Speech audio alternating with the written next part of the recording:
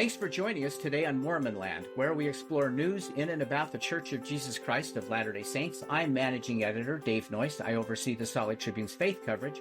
I'm joined again by Senior Religion Reporter Peggy Fletcher-Stack. Hi, Peggy. Hi, Dave. We remind our listeners about another way to support Mormon Land. Just go to patreon.com, where with a small donation you can access all of the Tribune's faith coverage, ad-free podcast episodes, and the full Mormon Land newsletter. Again, that's Patreon, patreon.com/Mormonland. And if you haven't already, follow us on Instagram at mormon.land. Now for today's show. Enter many a meeting house of the Church of Jesus Christ of Latter-day Saints across the U.S., and you will find a pew-packed chapel next to a ready-made sports court separated only by an accordion-like folding wall. That pairing says a lot, not only about how the faith views the intertwining of the spiritual and the physical, but also about the vaunted place in Latter-day Saint culture held by this particular sport, basketball. From its conception, it was seen as a way to exhibit, quote, muscular Christianity, to build character, learn discipline, and practice teamwork. No place, its inventor said, for the egotist. Latter-day Saint leaders and the members quickly adopted it to the point that, quote, church ball became an integral ingredient in congregational life. Fast forward to today's NBA, where showtime and showboating sell tickets, and the college ranks, where money increasingly rules. Even at church-owned Brigham Young University, where millions in name, image, and likeness cash helped the Cougars land prize recruit AJ Dybantsa. How did this happen?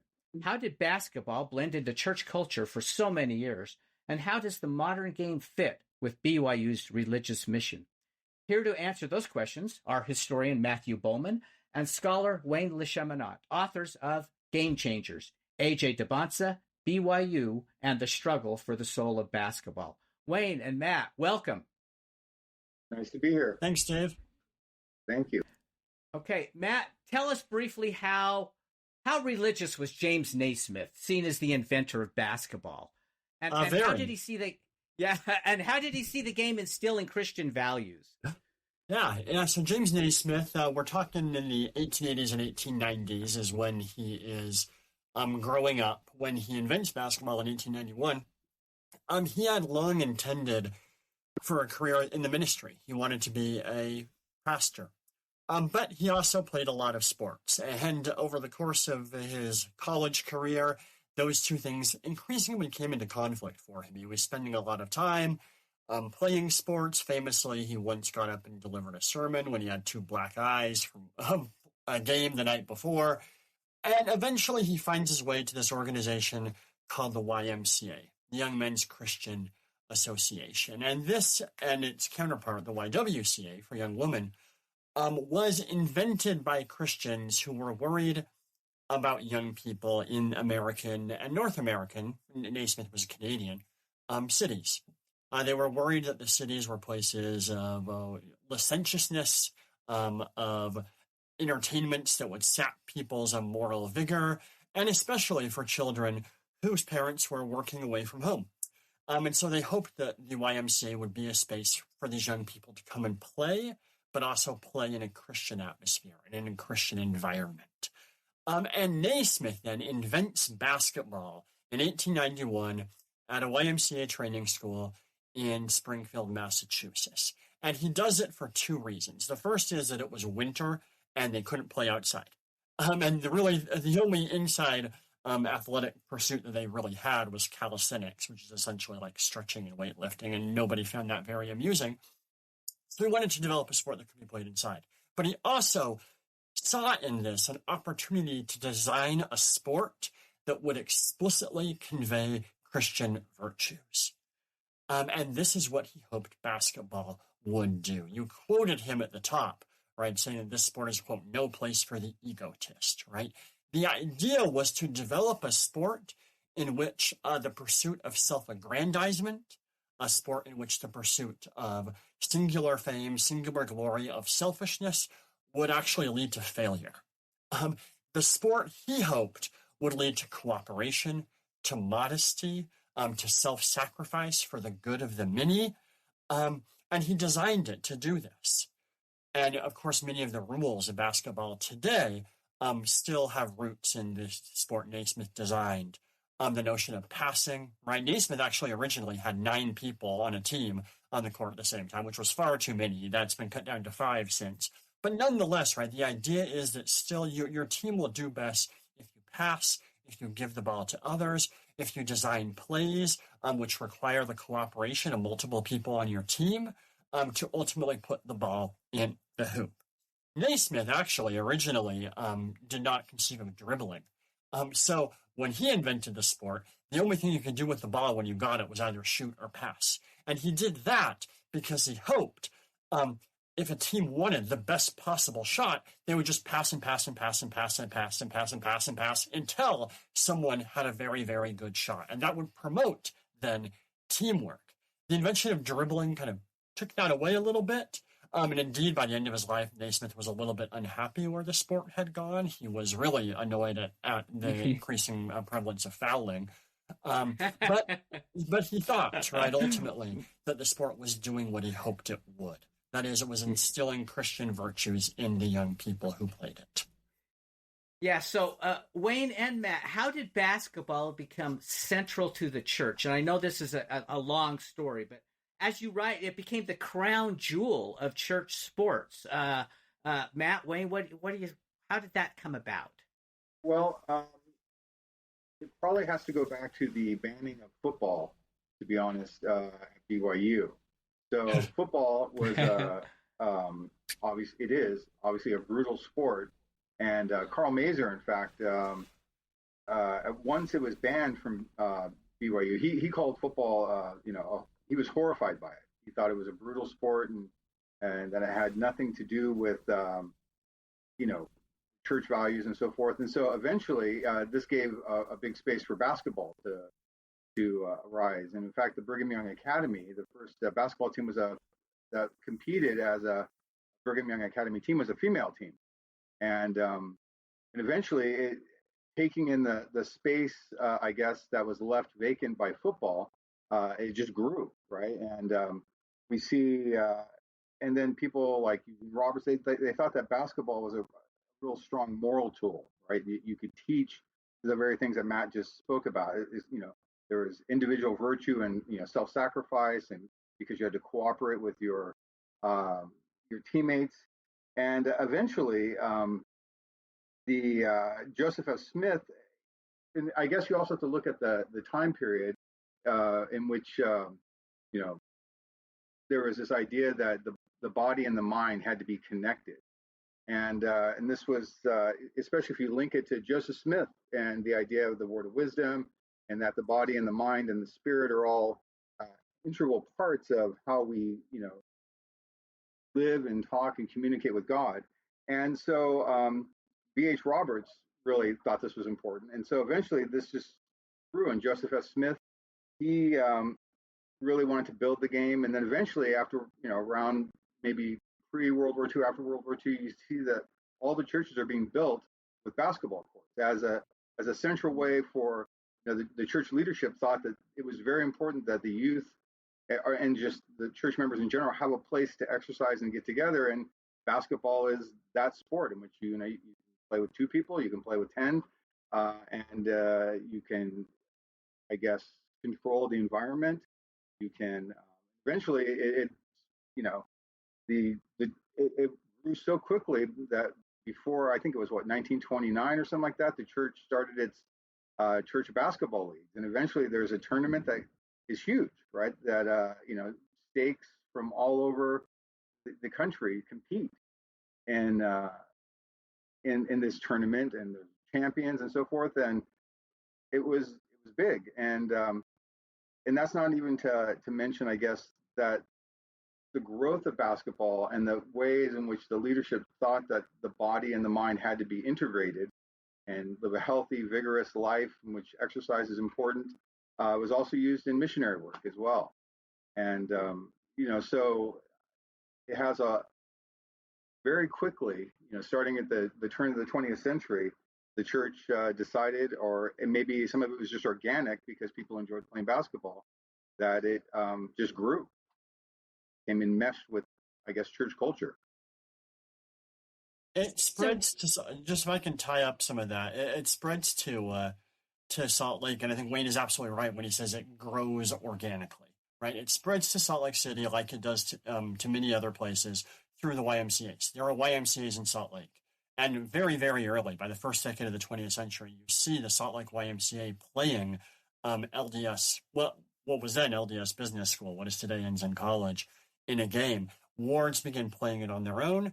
You begin to see stakes putting together tournaments. So it does really grow, as Wayne said, kind of organically. And the church then, both via Brigham Young University, but then also eventually through this all-church tournament, seizes upon this and sees this real opportunity for institutionalizing these virtues. And you see then by the 1920s these directives in church magazines, these descriptions of how to build basketball courts in chapels. Which are, right, the same idea that the YMCA itself had, right, which is to say we're going to take the young people off the streets, we're going to bring them into our buildings, and there they will receive inculcation in all of these virtues. When did it reach its zenith, and what happened? Like, there's no church tournaments now. Yeah, that is a really good question. The zenith probably, I mean, the church tournament ends sometime in the 70s. And the all-church tournament, and some of it probably is just difficulty in organizing that. But then we also have to recognize the growth in sports at high school level, junior high school level, and people who are serious about sports typically are competing in those leagues, right? As we know now, and as we talk about in our book, people like AJ Dybantsa, they're playing in very competitive leagues at a very early age. And they choose schools which they can also play very competitively.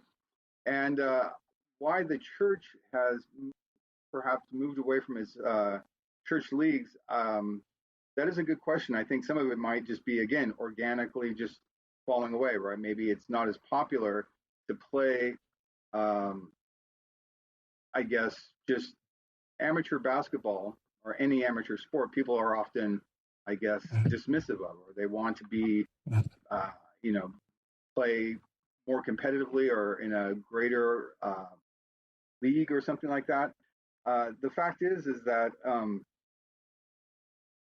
one of the things that the church has also, I'm sorry, let me just go back. One of the problems, I guess, is just maybe the commercialization of the sport itself. And we see a rise and a change in sort of the ethos of what basketball or what any sports are. Now, more than about being about honor and cooperation and so forth, it is about the aggrandizement of the individual. Young basketball players, young football players at the college level are already becoming sort of brands unto themselves. Now, I don't know if that's bled over into the decrease in the popularity in church basketball, but yeah, and some of it might just be demographics. For example, the ward that Matt and I are in the same ward, we don't have enough people in our ward to of the right age and so forth to put on to field a basketball team to play against other wards and so forth. So I don't know exactly all the reasons. Matt, did correlation have anything to do with it? Yeah, I think so. And, of course, there are still some stakes, some wards do still have these tournaments, right? They kind of exist in vestigial form still mostly over the United States. But I do think there's two big factors here that are kind of related.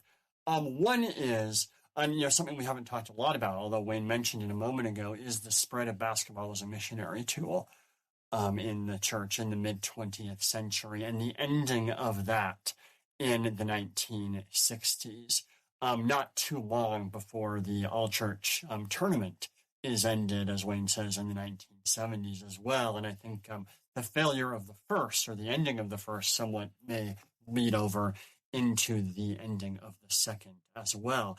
But the second point would be what you just mentioned, Dave. One reason why basketball as a missionary tool is formally wrapped up is that it begins to become evident in a lot of the places where the church is growing most rapidly by the late 20th century, that is Africa and Latin America, basketball just does not have the appeal that it did in the places where it was really booming in the first half of the 20th century, primarily Europe, to some degree, Central America, and Australia is where it did very, very well. So there was kind of, I think, a shift in the membership of the church as well, and the sense, right, that that the kind of universalization of one sport, one very kind of North American sport, may ultimately be not helpful in a globalizing church. And a globalizing church, as you say, Dave, where correlation brings about this kind of idea of uniformity and standardization. There is a story in our book about a LDS chapel built in Central Africa with a completely abandoned basketball court that is never used. Right. And how some missionaries from the United States, a senior couple, arrived there and noticed like this is an immense waste of resources, right? Building this court. What people want really here is a court for soccer, right? And that's, I think, a lesson increasingly to the church. But were there some basketball baptisms? Comparative to baseball baptisms? I'll explain a little bit what that means, and then we can talk about it.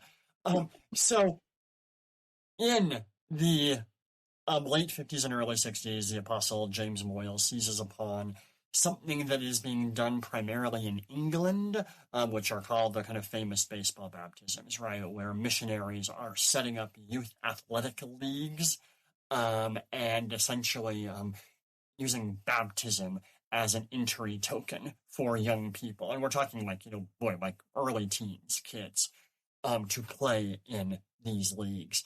Moyle thinks this is wonderful because it just skyrockets the baptismal numbers, and Moyle has this ultimately probably unearned confidence that these young people will, of course, stick with the church, but of course they actually don't. And there are massive kind of drop-offs in membership, especially in Europe, where when it is discovered that these people aren't attending church at all. Now, are there basketball baptisms? No, these are called the baseball baptisms, right? Are there basketball baptisms? There certainly are instances of missionaries setting up these similar leagues. Baseball is really the tool that becomes most famous for this.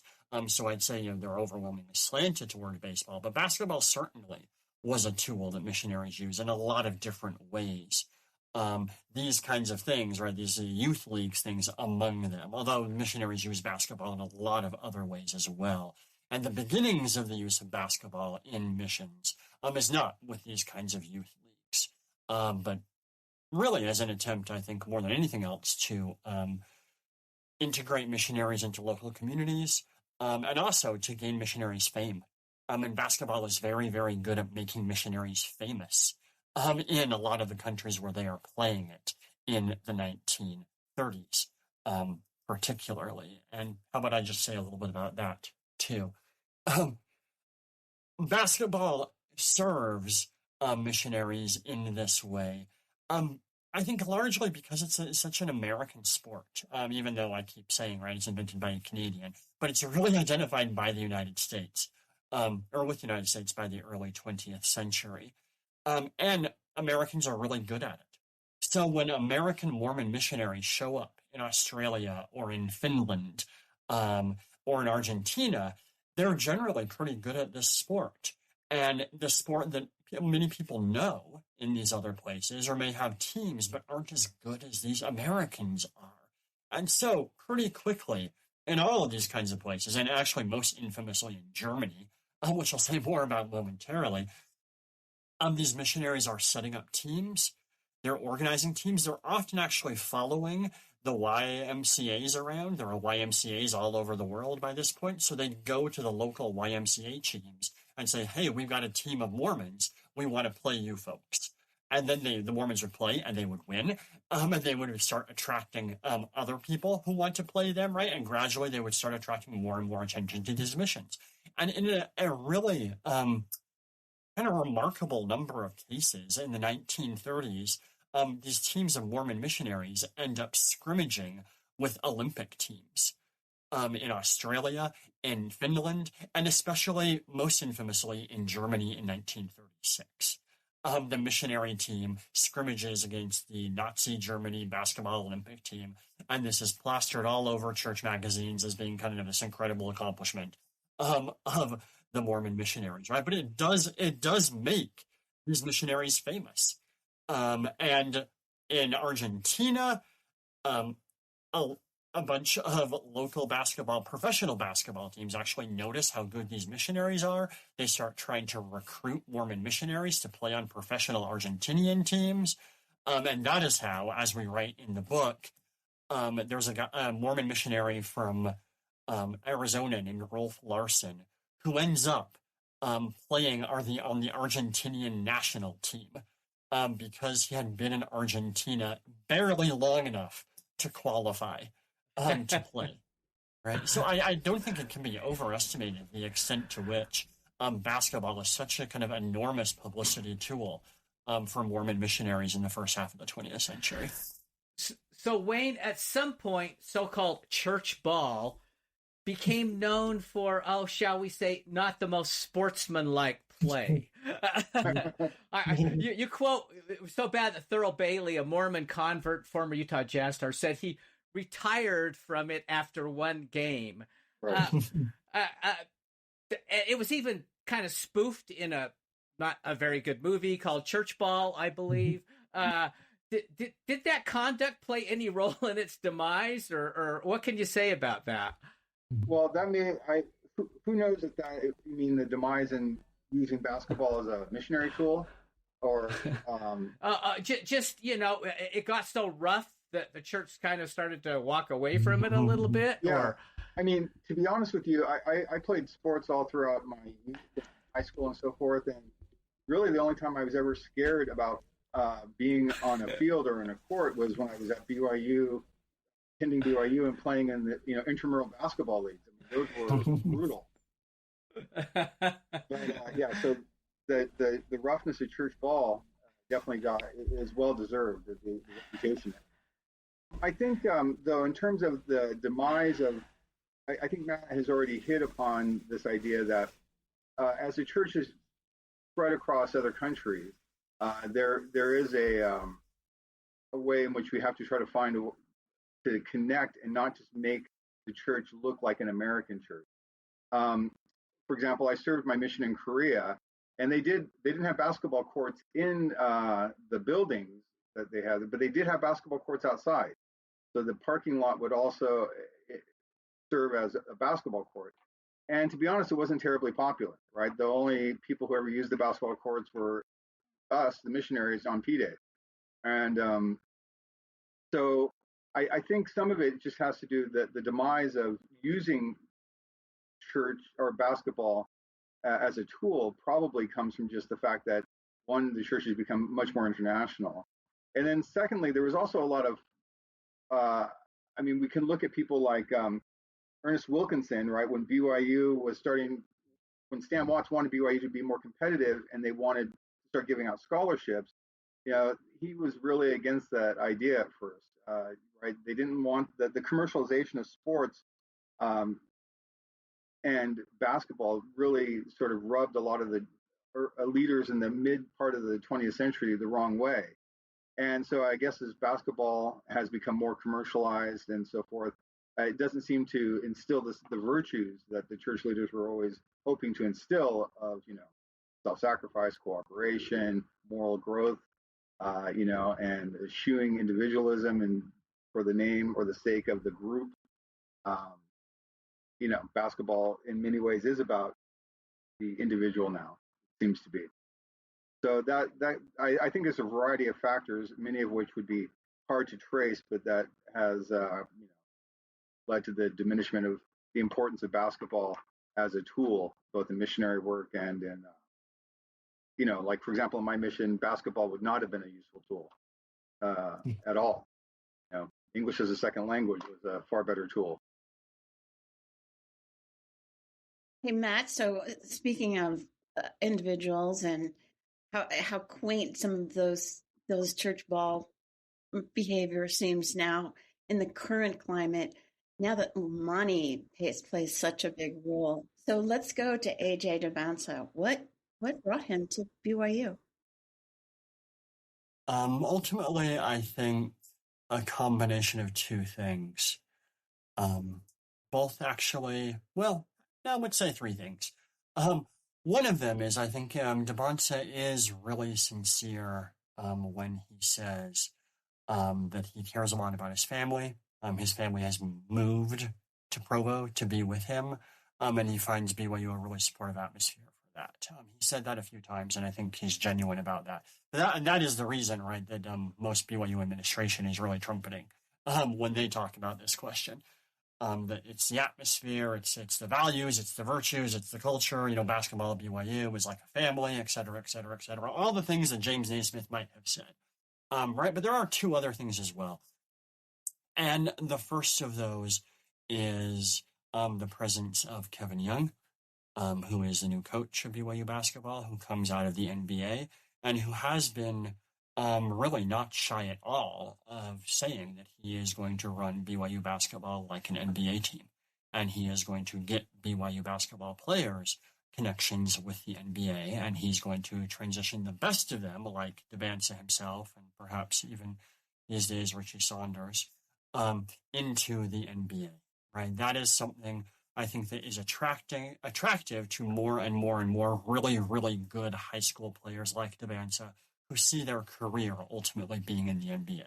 And they see college, even just the 1 year of college that they often have to do because the NBA has an age limit, as simply a stepping stone to the NBA. And that Kevin Young can sell them on that and offer them that is really attractive. The last reason why Debansa is there is money. That he is getting a very large series of NIL contracts, that's name, image, and likeness contracts, which recent lawsuits have established. College players can be paid to license their name and image, just like any other celebrity might get money for endorsing a certain brand of breakfast cereal or whatnot. Many, many large college programs like BYU have set up rings of boosters, of donors, of fans of the program who donate money to pay these players a lot for these sorts of contracts. And Debansa is getting a great deal of money from the Royal Blue, which is the NIL collective of donors at Brigham Young University. So those three things. And notice, right, two of those I think have to do with money, have to do with the ways in which the sport is increasingly about kind of fame and glory and grandeur, but one of them has to do with all the things that James Naismith wanted it to be about, and that I think the BYU administration would like it to be about too. So, Wayne, talk a little bit more about the money. How did college sports get to the place where players like Debansa are getting so much revenue? Well, that's a good question. So, for a long time, right, the idea of the student athlete is what ruled college sports, and that student athletes are supposed to play for the love of the sport and not for any sort of, I guess, personal gain. In fact, if you look at the beginnings of the NCAA, and that was an attempt to, Walter Byers, head of the NCAA, when it finally was able to sort of free itself from entanglements with other leagues and so forth. So it used to be housed in the Big Ten and eventually became an independent entity. Walter Byers is the guy who invented the term student athlete. And there was a couple of cases that we talked about where athletes were injured playing football or whatnot, and people tried to sue to hold the college liable. And eventually it was determined by the courts that they were not employees, that in fact they were student athletes, and it was sort of a different category. This allowed the universities to always sort of maintain the ability to eschew any sort of financial responsibility for either injured athletes or to have to pay them as if they were employees, despite the fact that the schools made a lot of money and increasingly more and more from these student athletes. And the NCAA as well became quite a powerhouse when it came to money. And so there's a series of court cases, which we talk about in our book, But perhaps the first most important one that came about was a former basketball player named Ed O'Bannon. And one time after his career was over, he was watching a cousin or something like a play a video game, and Ed O'Bannon saw himself on the screen, and it shot left-handed just like the character in the screen. It had the same moves. It looked just like Ed O'Bannon, right? He was playing on the UCLA team, which Ed O'Bannon did. He wanted to know, like, why am I not getting paid for this? Right? That's me, and I'm getting nothing for this. This video game company is making a lot of money, and they have to buy. It was in an NCAA game, so they had to pay money to the NCAA.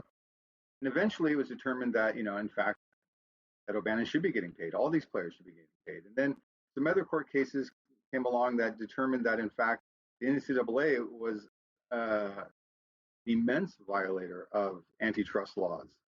Right? That there was few organizations that had violated the antitrust laws as much as the NCAA.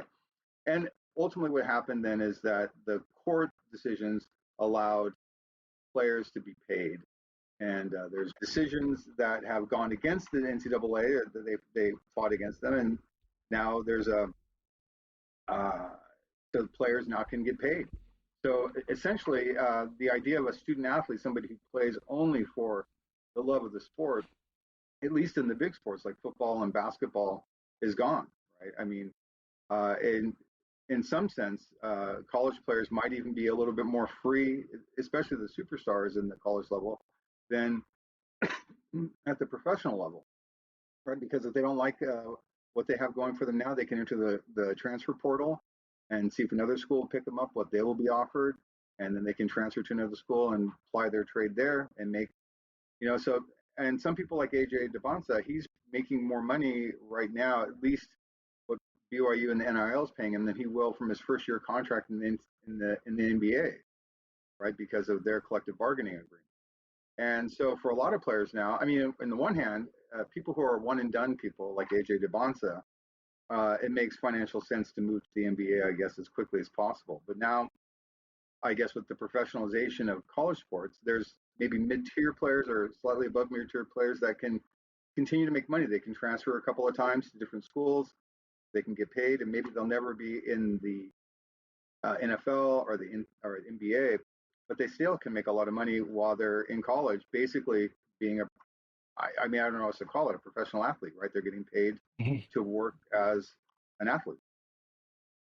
So the money has come into sports because of, I guess, one, the court cases, and two, boosters and fans and schools are just fanatic about winning. They want to win, and so they're willing to pay money and the BYU fans, the boosters, and the school have all decided that basketball and of course football are going to be places where they want to win. So they're going to put the money behind whatever they're going to invest, I guess, to make that the case. Now, whether there's a spiritual payoff for all of this, or as BYU imagines, I mean, because we quote some of the coaches at various times, and they all say that the most important thing BYU does is teach, moral ethics, to be good, to be kind. I mean, basically, what the church wants them to teach, and those are the lessons that they learn on a moral level are far more important than what they do on the athletic. Of course, with this shift, who knows if that's the case any longer?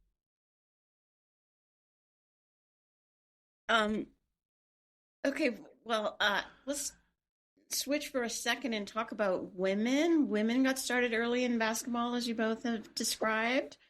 How is this money chase affecting women's sports? Wayne or Matt, which of you wants to take that one?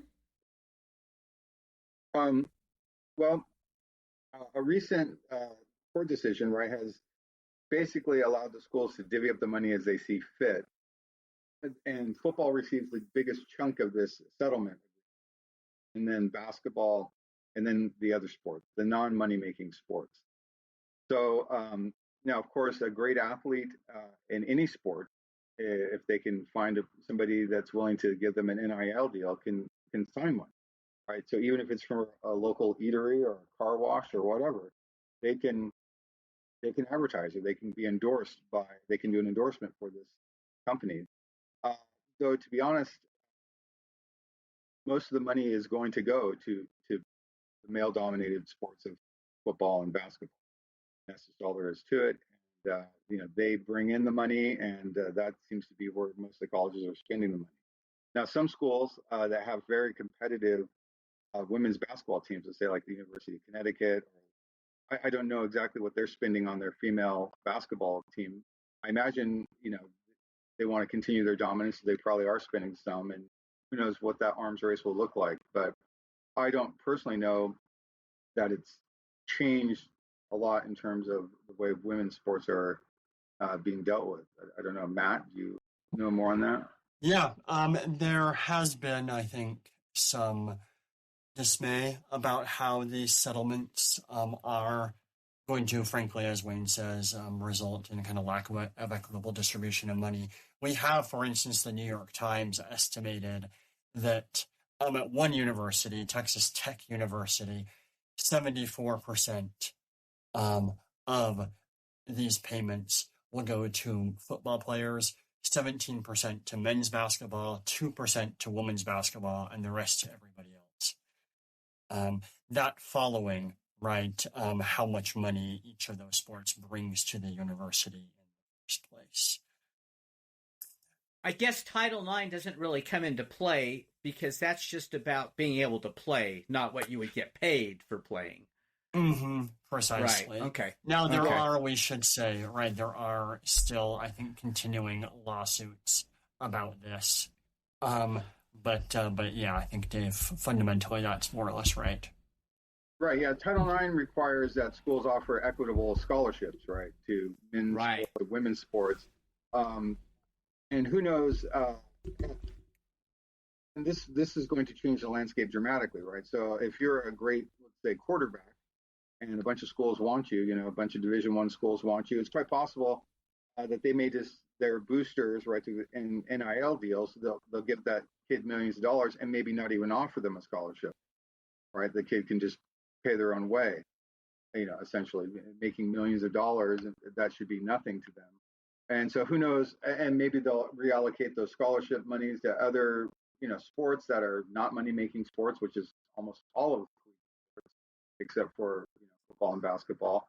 And it does seem as if a lot needs to be played out still in terms of, I assume that there's going to be court decisions down the road that demand, or there are people, I'm sure, demanding that, athletes in women's softball, track teams, swimming, and so forth, be paid somehow equitably, and that'll be something that, I don't know, a lot needs to be played out still.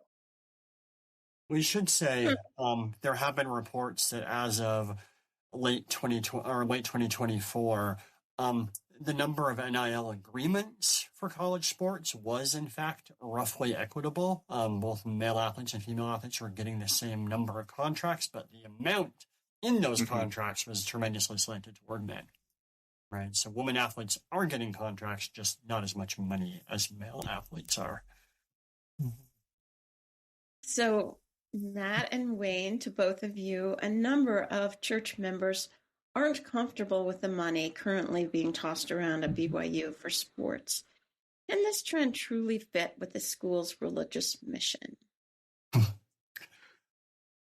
There's, I think, a lot of questions about that, right? And I think the money is representative, I think, of something else, which is to say, why do we have sports at this university in the first place? Is it simply to promote wealth? Is it to promote fame? Is it to do all of the things that professional athletics, and I think, as Wayne has said eloquently, college sports in America today are more or less professional athletics. All of these things are driven by commercialization. And is that something that BYU should be involved in? Should BYU be involved in the chase of money and fame and glitz and all of those sorts of things? There are some people who just say flatly yes. I think the Royal Blue, the NIL Collective, these wealthy BYU fans who are giving all of this money would say, yes, this is good for BYU. This is good because it's good for BYU, it's good for the church. And in fact, there are some indications that some leaders in the church feel that same way. Bronco Mendenhall, who was the past football coach at BYU, wrote in his book that Henry Eyring, who is currently first counselor in the first presidency, told him that BYU sports was one of the best missionary tools the church had, that it made people ask about BYU, made people think about BYU. It drew people to what BYU players believed. Now, whether or not that will be the case when, as seems to be the case, more and more and more BYU athletes are not, in fact, LDS and are simply at BYU for all the professional and financial benefits that the school can offer them, that's an open question. Right? This is, I think, a tension that BYU administration feels, and I feel like I can tell that they feel it because of how vehemently they assert that it's not a problem.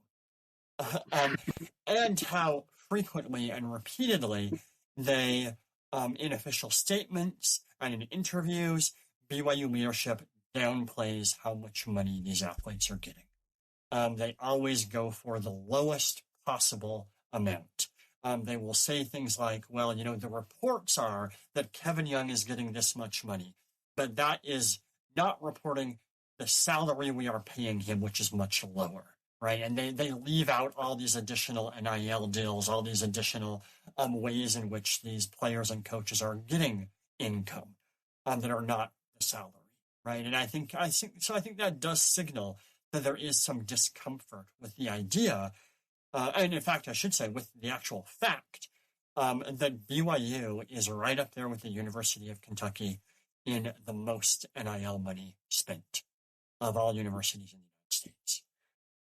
Yeah, I think if I can just add one thing to what Matt is saying, I think he said it very eloquently and well, and I think the short answer is no, right?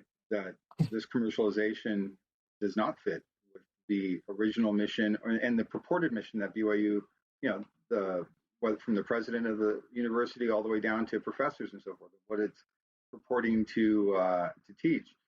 The idea that somehow we should seek glory as an individual and use the Lord's University, to, as many BYU alum like to talk of, as a tool to make a bunch of money seems to be completely at odds with BYU's mission.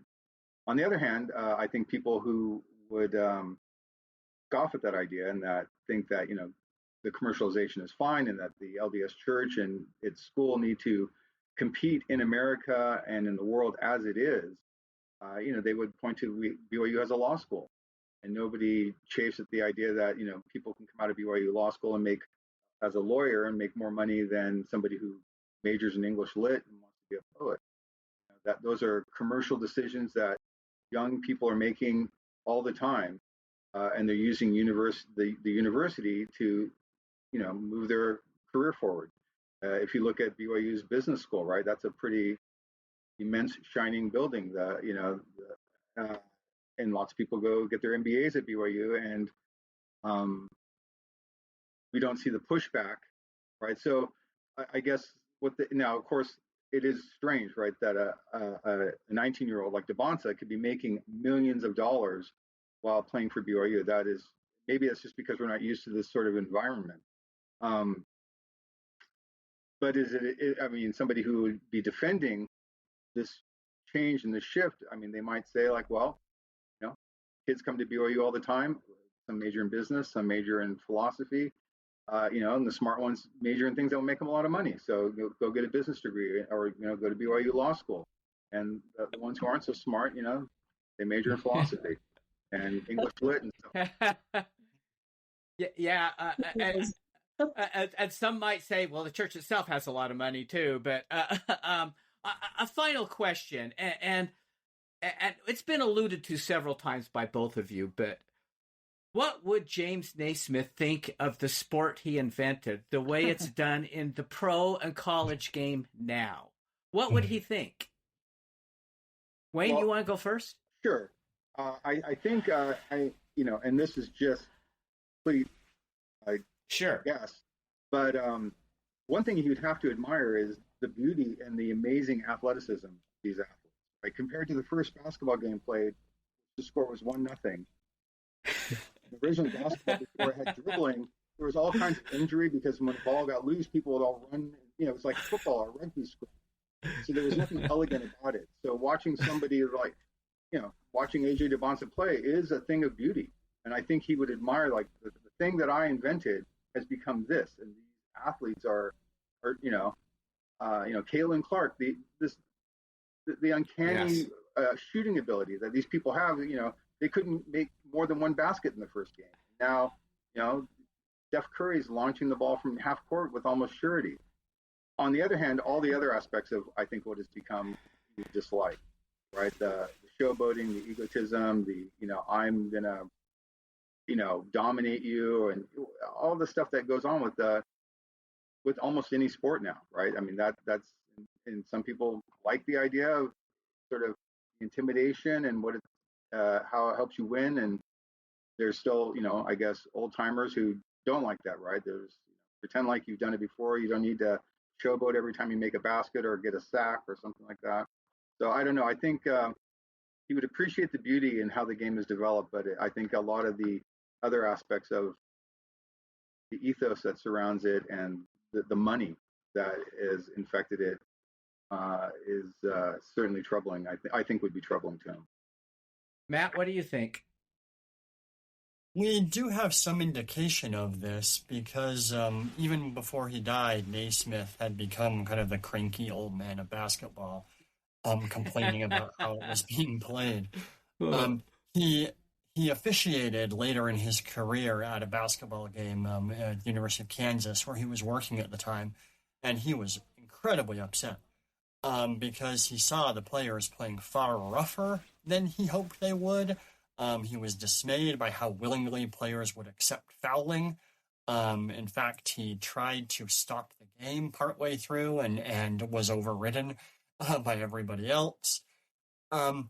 He then later on begins complaining that the game was becoming professionalized, and he was complaining about the emergence of professional leagues and saying that he did not think people should be playing this game as a career. That it should be played simply for the love of the game and for the moral development that it could develop. So certainly I think he would look at the NBA today, and probably true, as Wayne says, that he would be maybe awed by the skill of these athletes, but I think he would find the whole mission of it misbegotten from the very beginning. Yeah. The name of the book, again, is Game Changers, AJ Dybantsa, BYU, and the Struggle for the Soul of Basketball. Matthew Bowman, Wayne Lecheminant, thanks for joining us. Thank you very much. Thank you. And thanks to Peggy Fletcher-Stack. Always a pleasure. And to our producer, Nicole Weaver. We remind our listeners that they can keep up on all the happenings in and about the church by subscribing to the Salt Lake Tribune's free Mormon Land newsletter. Just go to sltrib.com to sign up, and we'll talk again next time on Mormon Land.